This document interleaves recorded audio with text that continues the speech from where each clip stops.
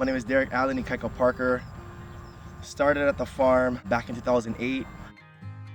And so I started as an intern. I recently interviewed for a job as the food processing and quality control manager. I help them manage the sales, so directly with Down to Earth as well, and kind of manage our packaging facility, somewhat of the expediter of that shed, kind of controlling or managing the structured chaos with food processing. The founders, Gary and Kukui Mauna Kea IV, Gary from Aotearoa and Kukui from Nanakuli, a little over that mountain over there. Basically they kind of seen two deficits in our community. Yeah, one was the lack of access to healthy food, having that opportunity to have healthy food, and kind of like the lack of, I guess, education, yeah, or the lack of the opportunity to be able to educate yourself, yeah. And so what the farm was, they seen the farm was that, this could be this vehicle where we could get people to go to college for free, debt free, and also produce food for our community that's safe for not only the people, but also for the Aina as well and for the land. College interns are a majority of the workforce, yeah? And so college interns, they come on the farm, they work 3 days a week, they get a full tuition waiver at LCC. And so they're able to learn how to grow food, learn these skills, and then apply that as well as they're going to school for free, debt free, along with going with a group of people, having that kind of support system. The farm kind of like what we call it is a youth leadership training program, yeah? And that's basically the YLT. That's the program that kind of incorporates the school portion along with the farm portion. And we call it youth leadership is, not necessarily we're not necessarily training managers, you know what I mean? But we're training leaders of our community. If you don't already know, Waianae, we don't necessarily have the best reputation. We have a lot of diet-related diseases, our community, a high school dropout rate, a low college retention rate.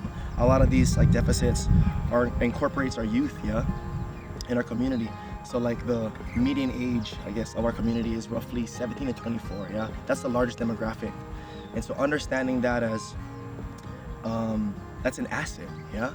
We have this, the next generation is growing in our community. It's how do we be that positive influence? How do we create opportunity for these people that are gonna potentially be leaders of our community?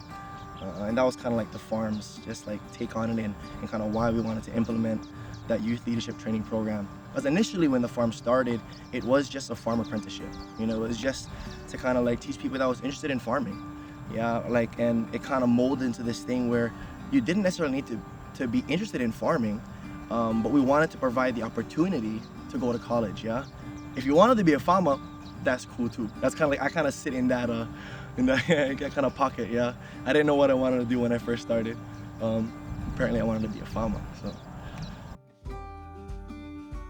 Biggest benefit, supporting the local economy. This is kind of a perfect time to sort of talk about it, especially during, just the shifts in the world that we've had. Yeah, I feel like our world has kind of flipped upside down, due to COVID and due to this scare, but you're really realizing how fragile our economy is, yeah? Especially when a lot of our economy is being stimulated by tourism, which almost completely shut down, for the most part. And so understanding, okay, what other areas do we need to support? And definitely the food system, yeah? For us being an island and our dependency on imports, I'm not saying importing everything is bad, because there's some imports that I like, that's good, that tastes good.